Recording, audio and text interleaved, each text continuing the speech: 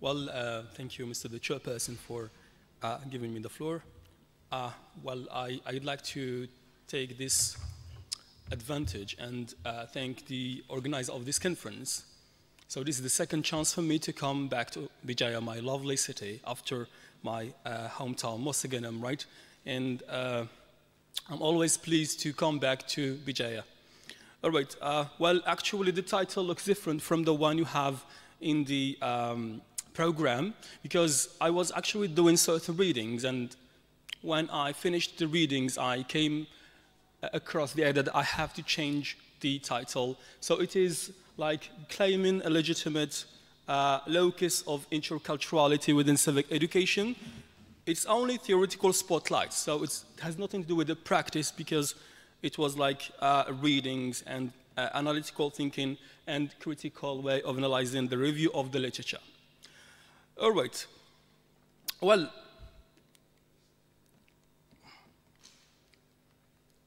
all right, so Cephalus was an international and successful businessman.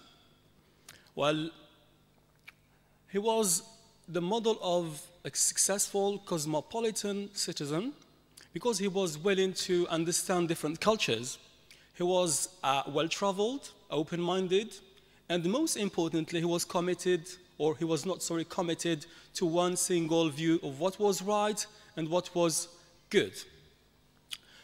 However, according to Plato, Cephalus was not a successful person.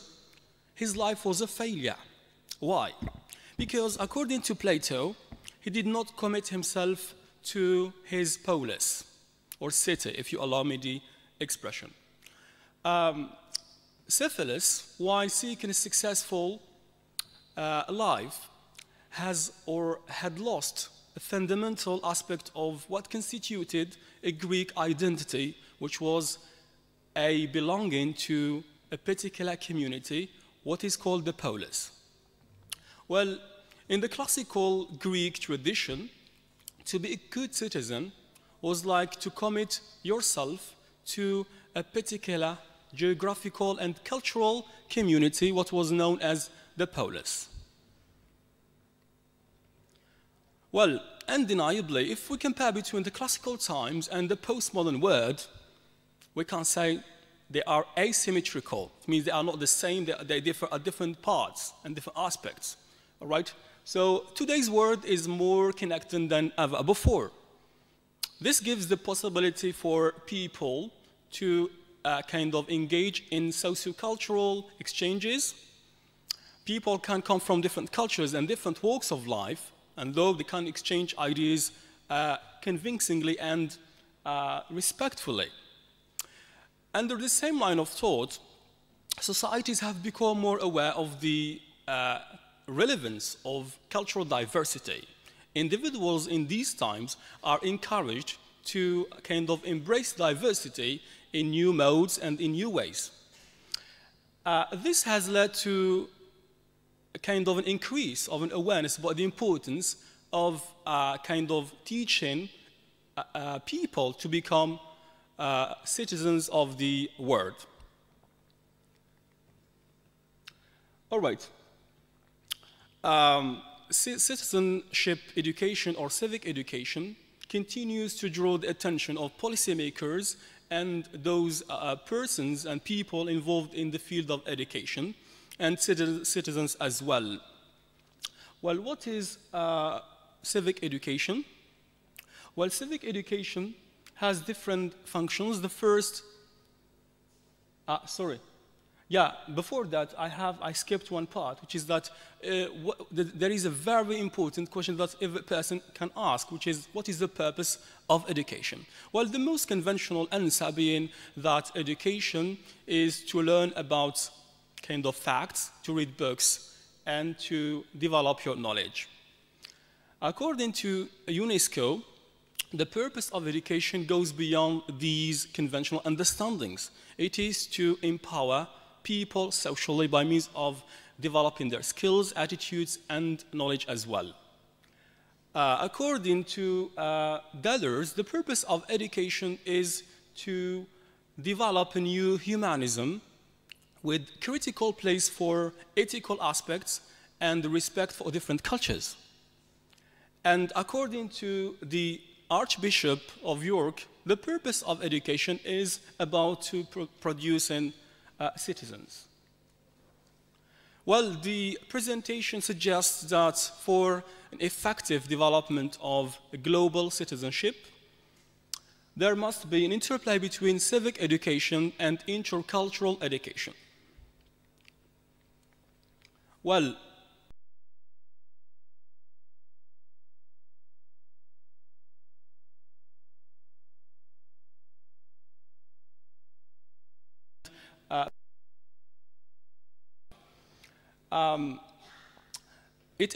civic education examines the rapport or how the states wants to cultivate particular citizens by means of certain practices. Well, most importantly, there are some scholars who define citizenship education as being an institutional political socialization of young people. According to Galston, civic education is all about making good citizens. Well, actually, there are three main dimensions of civic education that are outlined as follows. The first one is civic competence, which includes political knowledge and civic skills. The second component is the adherence to democratic values and norms like trust and tolerance. And the third one is democratic participation, which is about the local involvement of individuals. All right. However, there are scholars who are criticizing civic education at different planes.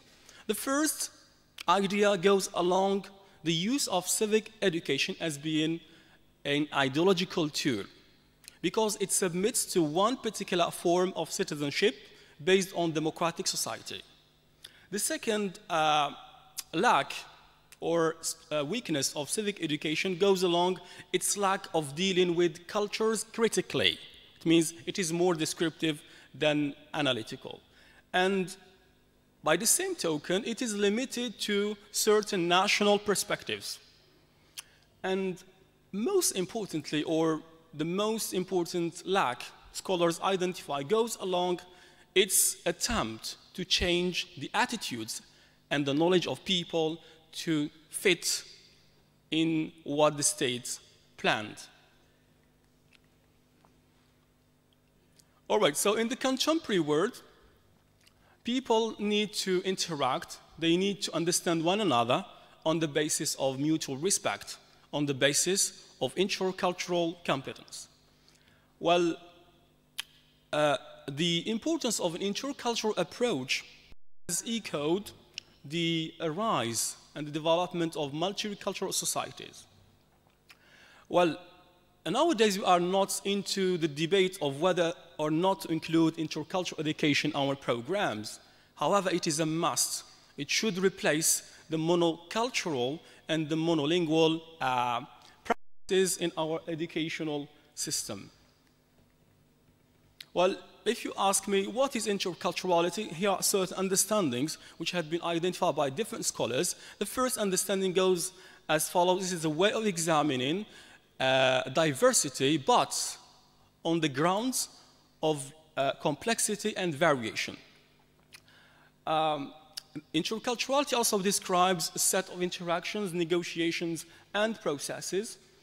It is also about the exchange or intercultural exchanges at the local, national, and international levels.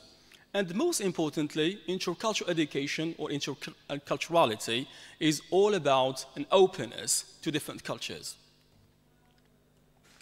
Well, the perspective of intercultural education had been founded in a vision of a world where all human rights are being respected. It is also founded on the grounds of social justice and education equity. It is a pedagogical approach for dealing with society's multicultural diversity. Intercultural education aspires to develop certain precise intercultural skills. And in the same vein, it embraces diversity and it keeps on supporting these diversities by means of a constant cultural dynamism.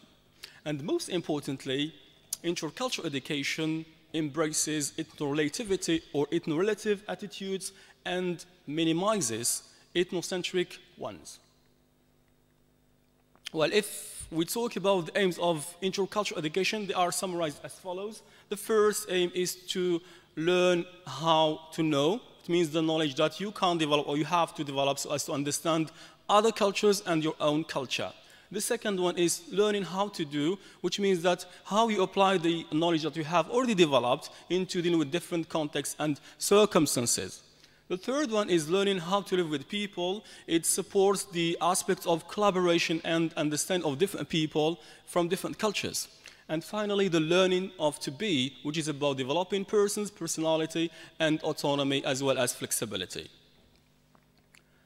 Well, if we go to the point of the interplay between or the interconnectedness of both civic education and intercultural education, it can be identified in relation to the shortcomings of both types of education. To begin with, intercultural education seems to give or to be advantageous because it critically deals with different cultures. However, what is lacking in intercultural education is that it does not give much importance to the or the action in the word, so it is more or less descriptive. On the contrary, civic education gives much importance to the function and the action in the word. But civic education without intercultural education would be very simplistic in the sense that it's to describe the reality in relation to superficial understandings. It's not going to go deeper into the cultural aspects of reality.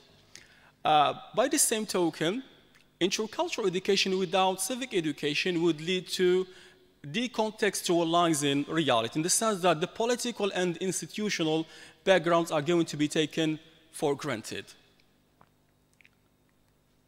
Well, to remedy the lack of the interest paid to the intercultural aspect of civic education, Byron proposes his theory of intercultural citizenship, which combines both the components of intercultural communicative competence along citizenship education.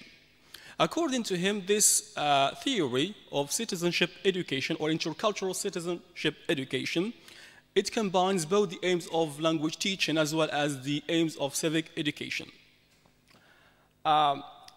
Intercultural civic education combines different skills, skills and knowledge and attitudes which allow the learners to act successfully in societies, but most importantly, on the basis of tolerance and understandings of different aspects of culture. Here I emphasize on the fact that citizenship education combines both the action, which is in civic education, and the cultural aspect, which are in intercultural education. So it is a combination, the theory and the practice at the same time. So it is more efficient than the other two types of education. Well, it allows the learners to act in different communities which are multicultural and international as well. And most importantly, intercultural citizenship goes beyond the scope of intercultural communicative competence because it requires from the learners to apply what they have learned already in the school to actual and real situations. Well, going back to the idea or the story of Cephalus, we can see that education has a very daring challenge in the sense that it has to look for methodological frameworks whereby it can avoid the narrow vocationalism of Cephalus and the elitist reproductive approach of Plato. Well, this is what my presentation seems to suggest by means of a harmonious interplay between civic education, intercultural education via intercultural civic education. Well, this brings me to the end of my presentation. Thank you all.